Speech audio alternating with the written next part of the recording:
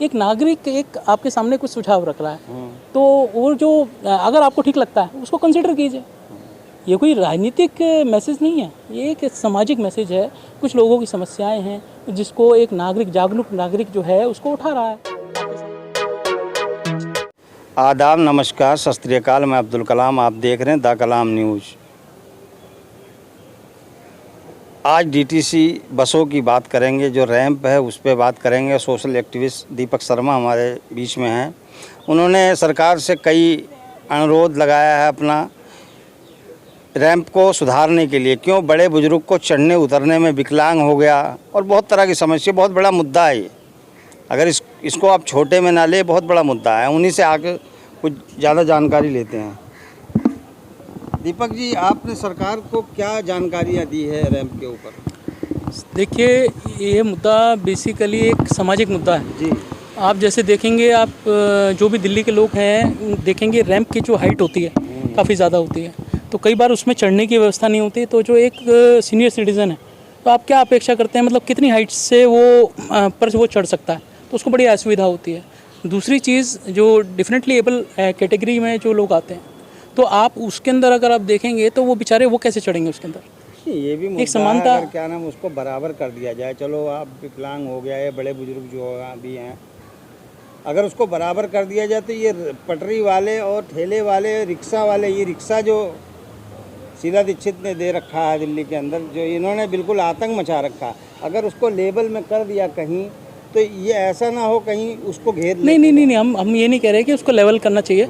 हम ये कहते हैं, जैसे मेट्रो के अंदर व्यवस्था देखेंगे आप, कि एक व्यक्ति एक पैसेज बनाया जाता है, उस पैसेज से वो चढ़ करके वो ऊपर तक जा सकता है। अच्छा। तो एक पैसेज आप स्पेसिफिकली जो सीनियर सिटीजन्स हैं उनके लिए आप बनाएं उसके अंदर, कि वो इजीली जा सकें उसके अंदर। दूसरा, डिफरेंटली एबल जो पर्सन है उनके लिए आप व्यवस्था करें कि वो इजीली बस स्टॉप तक पहुंच सकें। तीसरी बात, अगर आप एक और चीज़ हमने जो उसमें उठाई है कि आपने देखा होगा कई जगह बस के बोर्ड तो लगे होते हैं स्टैंड के, लेकिन स्टैंड नहीं होता।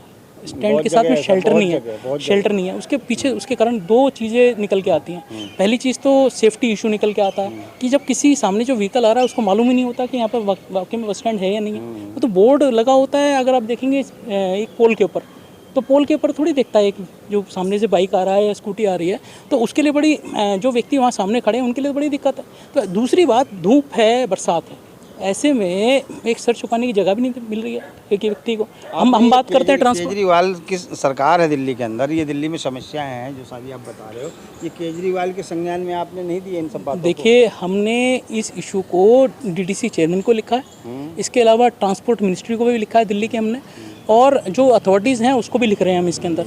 और हम उनसे बस बेसिकली यही कह रहे हैं कि सामाजिक इशू है ये, और इसके ऊपर ध्यान दिया जाना चाहिए। कुछ एक सुझाव भी हमने दिए हैं। और ये अगर आप देखें कि जब हम बात करते हैं कि दिल्ली को बहुत हम डेवलप कर चुके हैं, और हमारे कई नेताओं के तो बयान आते हैं इसके ऊपर कि दिल्ली को हमने काफ़ी आगे बढ़ा दिया, बदल दिया, उसका स्वरूप बदल दिया। तो अगर हम स्वरूप की बात करें तो आप भी बस में आते होंगे। मैं आपसे सवाल पूछना चाहता हूँ कि जब आप धूप में खड़े होते हैं, जब लू चल रही होती है, उस समय आपके पास शेल्टर भी नहीं होता, तो एक शेल्टर की सुविधा तो एक नागरिक को मिलनी चाहिए ना। तो ये बेसिकली कुछ एक चीज़ें हमने उसके अंदर उठाई हैं, जो कि मुझे लगता है नागरिक को एक उसका राइट है, उसको मिलना चाहिए। और अगर मालूम दिल्ली की बात कर रहे हैं, दिल्ली बदल गई है, तो इस मामले के अंदर भी दिल्ली को बदलना चाहिए, क्या बुराई? तो ये इश्यूज हमने उनके सामने रिप्रेजेंट किए हैं। आगे देखते हैं, प्रयास कर रहे हैं अपना। केजरीवाल जी का जवाब क्या है आपको?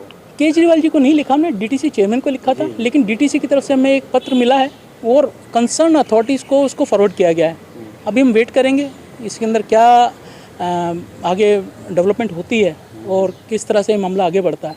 प्रयास जारी रहेंगे, यही कहना चाहूँगा बस मैं। और आगे कुछ है इसमें तो बताइए। बस प्रयास जारी रहेंगे, और जो कुछ आगे अपडेट आएंगे तो साझा करेंगे। आपकी मांगें नहीं मानी जाती तो आप आगे की कार्रवाई? देखिए, आज की स्थिति के अंदर हाइपोथेटिकली इस बात की कल्पना करना कि मांगे नहीं मानी जाएगी, हम अपेक्षा करते हैं कि मानी जाएंगी, क्योंकि ये विषय है, दिल्ली के लोगों का विषय है, सीनियर सिटीजन्स का विषय है।